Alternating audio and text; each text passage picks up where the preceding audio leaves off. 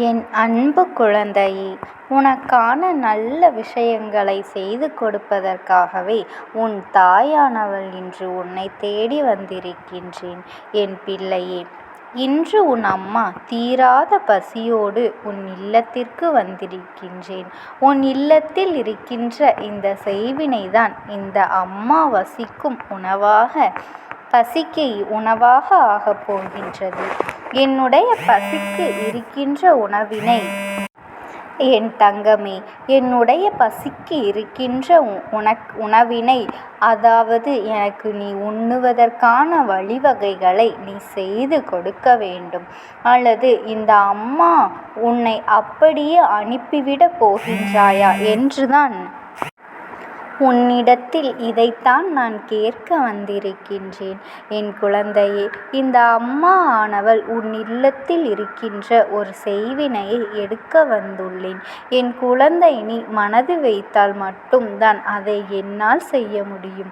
அம்மா, நீ எப்பொழுது வந்தாலும் என் இல்லத்தின் வாசலில் கதவுகள் உனக்காக திறந்து இருக்கின்றது. நீ எதை பற்றியும் நினைக்காமல் என் இல்லத்தில் இருக்கின்ற அந்த செய்வினையை எடுத்துவிடு தாயே என்று என் குழந்தை நீ சொல்வது என் செவிகளுக்கு நிச்சயமாக கேட்கின்றது. என் குழந்தையே, நீ சொல்வதை சொல்லிவிட்டாய். ஆனால் சில விஷயங்கள் நீ செய்தால் மட்டும்தான் என்னால் உள்ளே வர முடியும். ஏனென்றால் அந்த செய்வினை உள்ளே அனுமதித்தது நீதான். அப்படியானால் இப்பொழுது என்னை உள்ளே வர நீ அனுமதிக்க வேண்டும். அதற்கு நான் சொல்கின்ற விஷயத்தை நீ செய்ய வேண்டும். இதை மட்டும் என் குழந்தை நீ சரியாக செய்துவிட்டாயானால் நிச்சயமாக இந்த தாயானவள் உன் இல்லத்திற்குள் வந்து விடுவேன். அது மட்டுமல்லாமல் அந்த செய்வினையை என்னுடைய பசிக்கு நான் நிறையாக்கி விடுவேன் என்பதனையும் நீ இப்பொழுது உனக்கு ஆக்ரோஷமாக உன் தாயானவள் நான் தெரிவித்துக் கொள்கின்றேன். என் குழந்தையே, உன்னுடைய இல்லத்தில் செய்வினைகள் எப்படி நுழைந்தது என்று எப்பொழுது யோசிக்க தொடங்கிவிட்டாய்? என்ன நடந்து கொண்டிருக்கின்றது? என்ன விஷயம் இப்பொழுது நம் இல்லத்தில் இருக்கின்றது? என்ன பிரச்சனைகள் இப்பொழுது அத்தனை சுலபமாக எல்லாம் இந்த உன் இல்லத்திற்குள் எதுவும் நுழைந்துவிட முடியாது. என் தங்கமே, அந்த செய்வினைகள் எல்லாம் உன் இல்லத்திற்குள் அவ்வளவு எளிதாக நுழைந்துவிட முடியாது. அதற்கு இடம் கொடுத்தால் மட்டும்தான் நுழையும். உன் இல்லத்தின் வாசலில் அந்த நேரத்தில் தெய்வம் காவலுக்கு இல்லை என்பதுதான் உண்மை. அப்படியானால் நீ என்ன தவறை செய்தாய் என்று சற்று சிந்தித்துப் பார். உன் இல்லத்தின் வாசலில் தெய்வம் நிற்க முடியாதபடி சென்றதற்கான காரணம் என்ன என்பதனை நீ தெரிந்து கொள். என் குழந்தையே, ஒருவேளை நீ இப்பொழுது என்னென்னவெல்லாம் சிந்திக்கின்றாய் தெரியுமா? நம் வீட்டில் இருக்கின்ற பெண்கள் யாருக்கேனும் தீட்டாக இருந்தால் ஒருவேளை தெய்வம் வாசலில் நிற்கவில்லையா என்று. இதுவெல்லாம் ஒரு நாளும் காரணம் ஆகாது. என் குழந்தை, எந்த நேரமாக இருந்தாலும் தெய்வத்திற்கு நீ பிள்ளைதான். அதனால் தெய்வம் ஒரு நாளும் அதையெல்லாம் காரணமாக காட்டி உனக்கு காவலுக்கு நிற்காமல் சென்றுவிட மாட்டார்கள். உன்னை தொடவோ நீ அவர்களை தொடப்போய் உனக்கு அனுமதி இல்லையே தவிர உன் உயிரை காப்பாற்றுகின்ற பொறுப்பு அவர்களுக்கு இருக்கின்றது என்பதனை எப்பொழுதும் நீ புரிந்து கொள். என் குழந்தையே, அவர்களை பற்றி நினைப்பதற்கான உரிமை யாருக்காக இருந்தாலும் எந்த நேரத்திலும் நிச்சயமாக இருக்கின்றது.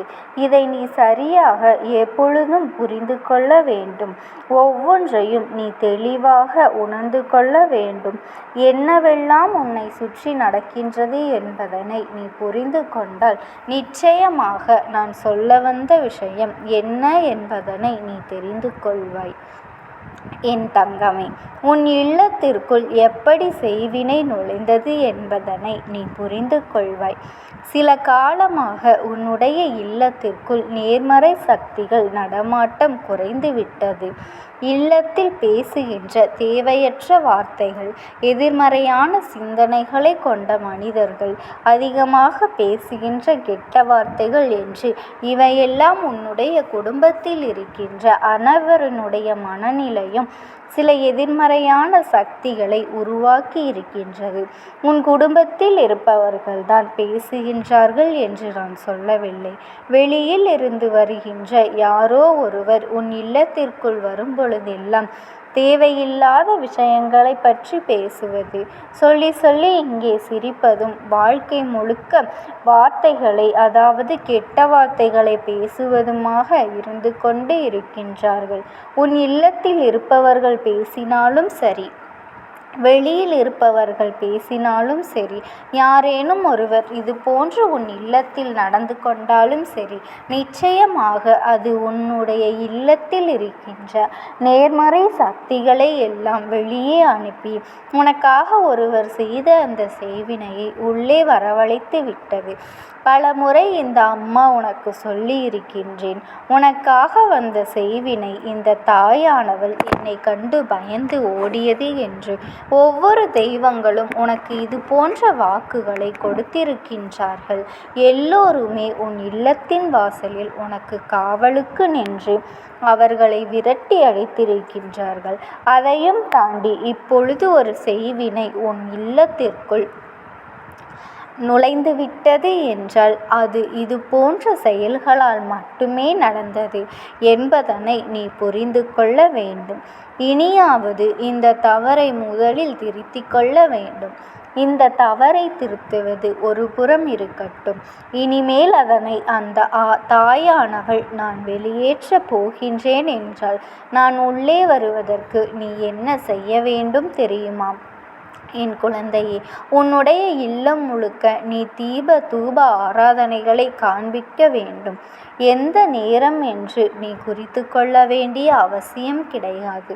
மாலை வேளையிலோ அல்லது காலை நேரத்திலோ நீ பூஜைகளை செய்ய வேண்டும். நீ தோன்றுகின்ற நேரத்தில் தீபத்தினை ஏற்றி வைத்துவிட்டு உன்னுடைய இல்லம் முழுக்க தூப ஆராதனைகளை நீ காண்பிக்க வேண்டும். இல்லத்தில் இருக்கின்ற அத்தனை மூலை முடுக்குகளிலும் காண்பித்து உன்னுடைய இல்லத்து நிலைவாசலுக்கு நீ காண்பித்து விடு. அவ்வளவுதான் என் குழந்தையே. இந்த தாயானவள் சற்றென்று உன் இல்லத்திற்குள் நுழைந்து விடுவேன். செய்வினைகளினால் எத்தனை பாதிப்புகள் நீ அடைந்திருக்கின்றாய் என்று சற்று சிந்தித்து பார். என் குழந்தையே, பல பிரச்சனைகள் உன்னுடைய குடும்பத்திற்குள் இதனால் வந்து கொண்டிருக்கின்றது. செய்கின்ற ஒரு எந்த செயலிலும் முன்னேற்றம் இல்லாமல் சுற்றி சுற்றி சோதனைகள் உனக்கு அதிகமாக வந்து கொண்டு இருக்கின்றது. இதற்கு மேல் என்ன செய்ய முடியும் என்று தெரியாமல் என் குழந்தை நீ விழிப்பிதுங்கி நின்று கொண்டிருக்கின்றாய். அப்படி இருக்கின்ற இந்த நேரத்தில் உன் வாழ்க்கையில் நடக்கின்ற இந்த பிரச்சனைகளுக்கு எல்லாம் செய்வினைதான் காரணம் என்று நான் சொன்னால் அதை நீ நம்பாமல் சென்று விடுவாயா? இது போன்ற ஒருவர் உனக்கு செய்யும் பொழுது அது உன் வாழ்க்கையில் மிகப்பெரிய பிரச்சனையாகத்தான் சென்று முடியும். வேறு வழி இல்லை. இந்த பிரச்சனைகளை நீ கடந்து வரத்தான் வேண்டும் என்றால் என் குழந்தை, முதலில் நான் சொல்வதை செய்துவிடு. இந்த தாயானவள் என்னை அழைத்து உனக்கு கெடுதல் செய்ய நினைத்தவர்களின் இல்லத்திற்கு இந்த செய்வினையை நான் திருப்பி அனுப்புகின்றேன். இந்த செய்வினையானது வசிக்கும் இவர்கள் இரையாக்கப் போகின்றார்கள். இனிமேல் திரும்பி கூட பார்க்காமல் உன் இல்லத்தை விட்டு ஓட்டம் எடுக்கப் போகின்றார்கள். அந்த நிலையை நான் உருவாக்கி விட வேண்டும். நீ காண்கின்ற தீபமோ ஆராதனைகள் என் குழந்தை நிச்சயமாக பட்டை, கிராம்பு, ஏலக்காய் இவைகள் எல்லாவற்றையும் நீ கலந்து காண்பித்தால் எல்லாமும் சிறப்பான விஷயமாக இருக்கும். இல்லத்தில் வேறு ஏதேனும் மூடை முடுக்குகளில் செய்வினைகளும் தீய சக்திகளும் இருக்கும் பட்சத்தில் அவைகளும் அங்கிருந்து ஓட்டம் எடுத்துவிடும் என்பதை நீ புரிந்து கொள்வாய். என் குழந்தையே, நல்ல நேரத்தில் இந்த தாயானவள் உன் இல்லத்திற்குள் வந்து இதை செய்யும் பொழுது அதை ஒரு நாளும் நீ விட்டு விடாதே. உனக்கு நன்மைக்குத்தான் நடக்கப் போகின்றது என்பதனை நீ புரிந்து கொண்டு அம்மாவினுடைய வாக்கினை மதித்து இதனை செய்துவிட்டால் போதும். எல்லா சூழ்நிலைகளும் உன் வாழ்க்கையில் மாற வேண்டும். உன்னை சூழ்ந்திருக்கின்ற அத்தனை தீய விஷயங்களும் உன்னை விட்டு விலக வேண்டும். நடப்பவை எல்லாம் உன்னுடைய நன்மைக்காக மட்டுமே இருக்க வேண்டும். காரணம் எதுவும் இல்லாமல் இந்த வாழ்க்கை எந்த ஒரு விஷயத்தையும் பெற நினைக்காமல் அனைத்தையும் காரணத்தோடு தான் உன் அம்மா உனக்கு உணர்த்த வந்திருக்கின்றேன். என் அன்பு குழந்தைக்கு இந்த அம்மாவினுடைய அன்பும் ஆசீர்வாதங்களும் எப்பொழுதுமே இருக்கும். ஓம் சக்தி. ஓம் ஆதிபரா சக்தி. உங்களுக்கு ஒரே ஒரு வாய்ப்பினை உருவாக்கி கொடுக்கின்றேன். அந்த ஆத்மாவின் வாக்கினை கேட்பதற்கு இதுவே உனக்கு கிடைக்கின்ற கடைசி வாய்ப்பாகவும் இருக்கலாம். அதனால் என் பிள்ளையே, இந்த வாய்ப்பினை நீ சரியாக பயன்படுத்தி கொண்டு அந்த ஆத்மா உன்னோடு என்ன பேச நினைக்கின்றது, அவர்கள் எதை உன்னிடத்தில் சொல்ல நினைக்கின்றார்கள், வெளிப்படுத்த முயற்சி செய்கின்றார்கள், எதனால் உன்னை தேடி வந்திருக்கின்றார்கள் என்பதனை எல்லாம் நீ தெரிந்து கொள்ள வேண்டும். என் தங்க பிள்ளையே, அவர்கள் எப்படி இந்த தெய்வத்தின் அருகில் வந்தார்கள் என்று நீ யோசிக்கலாம். என் தங்கமே, உன்னுடைய இல்லத்தில் சமீபத்தில் இறந்து போன ஒருவரினுடைய ஆத்மாவானது சில நாட்களாகவே உன் இல்லத்தை சுற்றி சுற்றி வருகின்றது. இந்த அம்மா அதனை கண்டுவிட்ட பிறகு, எதற்கு இங்கே சுற்றி கொண்டிருக்கின்றாய்? நீ இருக்க வேண்டிய இடத்தில்தானே இருக்க வேண்டும். என் பிள்ளையின் வீட்டில் உனக்கு என்ன வேலை என்று கேட்ட பொழுதுதான் அந்த ஆத்மா என்னிடத்தில் சொன்ன விஷயம், எனக்கும் என்னிடத்தில் இருக்க வேண்டும் என்றுதான் ஆசையாக இருக்கின்றது. ஆனால் சில விஷயங்கள் என்னை அங்கே செல்ல விடாமல் தடுத்து கொண்டு இருக்கின்றது. எனக்கு என்னுடைய குடும்பத்தில் இருக்கின்றவர்களிடம் பேசியாக வேண்டும். என் மனதில் தோன்றுகின்ற சில விஷயங்களை அவர்களிடத்தில் சொல்லிவிட்டால் நான் மனநிறைவோடு இங்கிருந்து சென்று விடுவேன். சில விஷயங்களை நான் அவர்களோடு பகிர்ந்து கொள்ளாமல் விட்டுவிட்டேன். அதற்கு சரியான நேரம் இப்பொழுது வந்திருக்கின்றது. இப்பொழுதும் சொல்லாமல் நான் சென்று விட்டால் இனி காலம் முழுவதும் என்னால் அவர்களிடத்தில் சொல்லிவிட முடியாது. இதற்கு நீங்கள்தான் துணையாக நிற்க வேண்டும் அம்மா என்று என்னிடத்தில் வாய்ப்பினை ஏற்படுத்தி கொடுக்க வேண்டும் என்று கேட்டது. என் தங்க குழந்தையே, இப்படி இருக்கும் பொழுது அவர்களிடத்தில் சொல்லிவிட முடியாது. அந்த வாய்ப்பினை ஏற்படுத்தி கொடுத்து என் வீட்டில் உள்ளவர்களிடம் பேச வைக்க வேண்டும் என்று என்னிடத்தில் கோரிக்கை வைத்தது. என் தங்கமே, இப்படி மனதிலே எந்த கெட்ட எண்ணங்களும் இல்லாமல் உன் குடும்பத்திற்காக பேச வேண்டும் என்று கேட்ட ஆத்மாவிற்கு நான் அந்த வாய்ப்பு வழங்குவது தானே முறையாக இருக்கும். அதனால் இந்த அம்மா அந்த ஆத்மாவிற்கு அந்த வாய்ப்பினை கொடுக்க முடிவுகள் செய்து இப்பொழுது உன்னோடு பேசுவதற்காக வரவழைத்திருக்கின்றேன். என் பிள்ளையே, அந்த ஆத்மாவானது உன்னிடத்திலே என்ன பேசுகின்றார்கள் என்பதனை நான் என் மூலமாக உன்னிடத்தில் பேசி சொல்கின்றேன். இந்த அம்மாவிடத்திலிருந்து தான் அவர்கள் மனதில் பேச நினைப்பதை எல்லாம் பேச முடியும். என் தங்கமே, நேரடியாக ஒரு ஆத்மாவின் குரலை உன்னால் அத்தனை சுலபமாகவெல்லாம் கேட்டுவிட முடியாது. இந்த அம்மா அதற்காகத்தான் இன்று இந்த உதவியை செய்கின்றேன். என் குடும்பத்தில் இருக்கின்றவர்களிடம் பேச வந்திருக்கின்றேன். உங்கள் எல்லோரையும் நான் இனி காணவே முடியாது என்பதனை நான் உணர்ந்து கொண்டேன். என் வாழ்க்கையில் நிறைவாக இருந்து என்னால் உங்களுக்கு கஷ்டங்கள் வந்தாலும் உங்களால் எனக்கு எந்த கஷ்டங்களும் இதுநாள் வரையிலும் வந்தது கிடையாது. நான் நினைத்தது போல இந்த வாழ்க்கையை அத்தனை சந்தோஷமாக வாழ்ந்து கொண்டுதான் இருந்தேன். என் குடும்பத்தில் இருக்கின்றவர்களிடம் பேச வந்திருக்கின்றேன். உங்கள் எல்லோரையும் இனி நான் காணவே முடியாது என்பதனை நான் உணர்ந்து கொண்டேன். உங்களோடு இருந்த இந்த காலகட்டம் குறைவாக இருந்தாலும் எனக்கு கிடைத்த சந்தோஷங்களும் மகிழ்ச்சியும் ஏராளமாக இருந்தது. அதனால் எனக்கு எந்த ஒரு கவலையும் இதுவரையில் இருந்ததே கிடையாது. நான் நினைத்தது போல இந்த வாழ்க்கையை நான் சந்தோஷமாகத்தான் வாழ்ந்து கொண்டு இருந்தேன். ஆனால் இவ்வளவு காலம் எனக்கு சீக்கிரமாக என்னுடைய ஆயுள் முடிந்துவிடும் என்று எனக்கு முன்பே தெரியாது. அது தெரிந்திருந்தால் நிச்சயமாக என் மனதில் இருக்கின்ற அத்தனை விஷயங்களையும் நான் உங்களிடத்தில் சொல்லியிருப்பேன். ஆனால் எல்லோரும் நினைப்பது போலத்தானே நானும் நினைத்திருந்தேன். எனக்கும் இந்த உலகத்தை விட்டு செல்ல வேண்டும் என்ற ஆசை கிடையாது. மற்றவர்கள் சொல்வது போல எதற்காக பிறந்தோம், நாம் ஏன் பிறந்தோம் என்று ஒரு நாளும் நான் நினைத்தது கிடையாது. வாழ வேண்டும் என்றுதான் ஆசைப்பட்டேன். என்னுடைய ஆசைகள் எல்லாம் நிராசையாகும்படி இந்த உலகத்தில் விட்டு செல்ல வேண்டிய காலகட்டம் கட்டாயம் வந்துவிட்டது. என்னுடைய கடமை இங்கே சரியாக முடிவதற்கு வந்துவிட்டது. இன்று நான் உங்களோடு பேச வந்ததற்கு முக்கியமான காரணம், சில விஷயங்களை எல்லாம் உங்களோடு சொல்லாமல் விட்டுவிட்டேன். எப்படி நடக்கும் என்று தெரியாமல் நான் சில விஷயங்களை செய்தும் முடித்துவிட்டேன். அதற்காக உங்களிடத்தில் நான் மன்னிப்பு கேட்டுக்கொள்கின்றேன். இதை உங்களிடத்தில் பகிர்ந்து கொள்ள வேண்டும் என்றுதான் இன்று நான் வந்திருக்கின்றேன். உங்களை நான் மனதார வணங்குகின்றேன். இந்த வாய்ப்பினை நான் சரியாக பயன்படுத்தி கொள்ள விரும்புகின்றேன். அதனால்தான் என் மனதில் இருக்கின்ற விஷயங்கள் எல்லாம் நான் சொல்லிவிடுகின்றேன். சிறிது நேரம் அமைதியாக அமர்ந்து என்னுடைய வார்த்தைகளை கேட்டாலே போதும். என்னுடைய அன்பினை புரிந்து கொண்டு அதுவே எனக்கு போதும். நான் நிச்சயமாக இங்கிருந்து நல்லபடியாக சென்று விடுவேன். இன்று உங்களோடு பேச வந்ததற்கு ஒரு முக்கியமான காரணம், நான் சில விஷயங்களை சொல்லாமல் விட்டுவிட்டேன். இப்படி நடக்கும் என்று எனக்கு ஒரு நாளும் தெரியாமல் சில விஷயங்களை செய்துவிட்டேன். அதை உங்களிடத்தில் பகிர்ந்து கொள்ளத்தான் வந்திருக்கின்றேன். என் மனதில் நினைக்கின்ற விஷயம் என்ன தெரியுமா? நான் உங்களை நன்றாக பார்த்து கொள்ள வேண்டும்.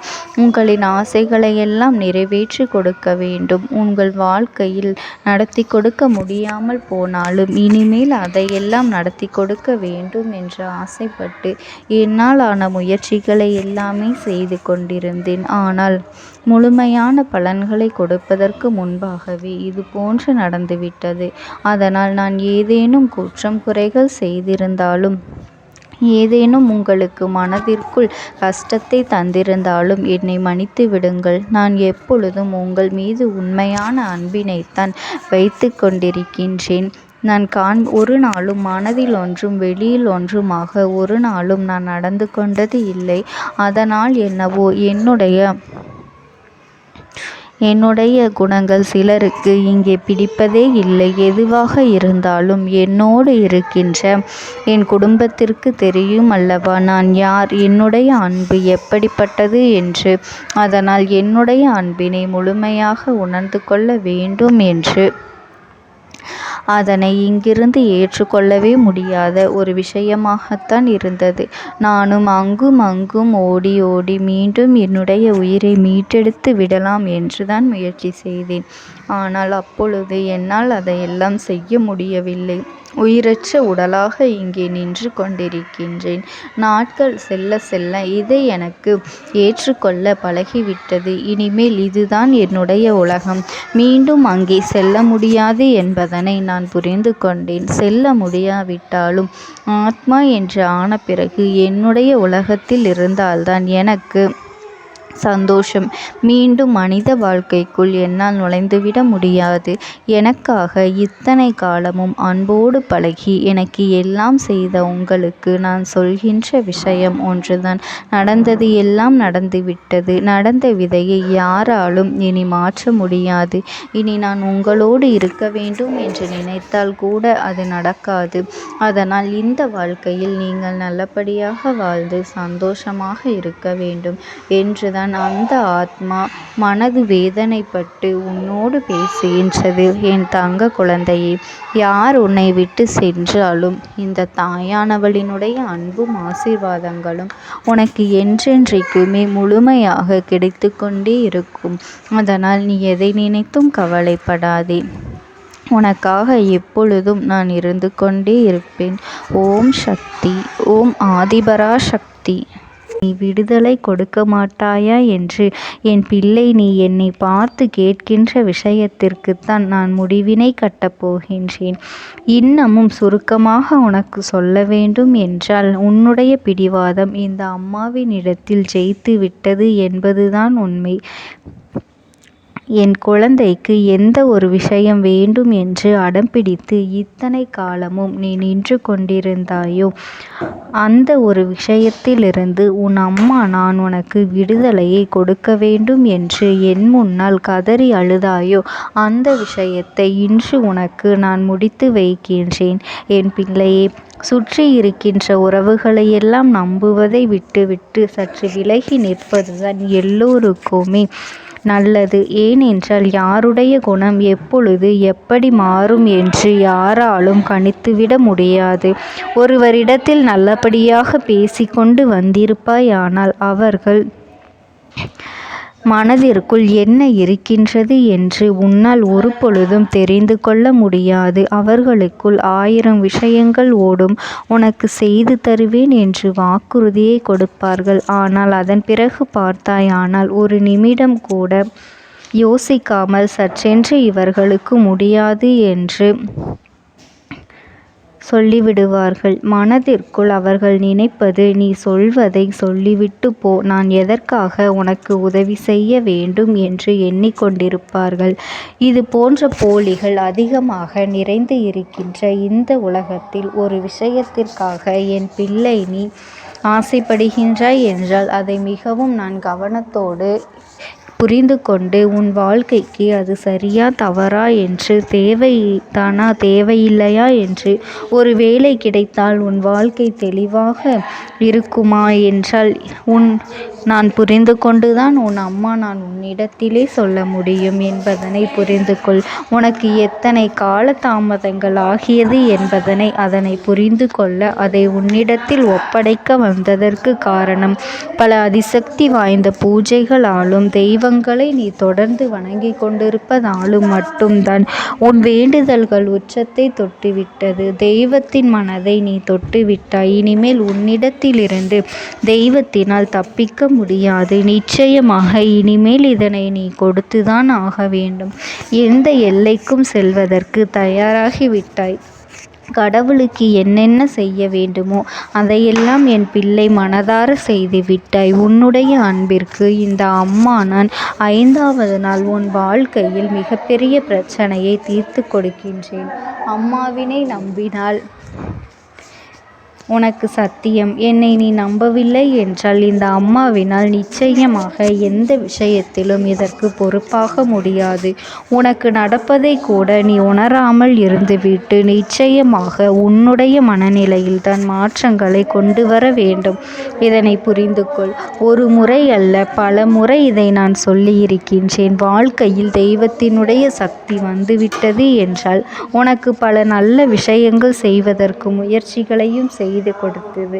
ஆனால் என் பிள்ளை நீ உன் மனதிற்குள் வைத்திருக்கின்ற தேவை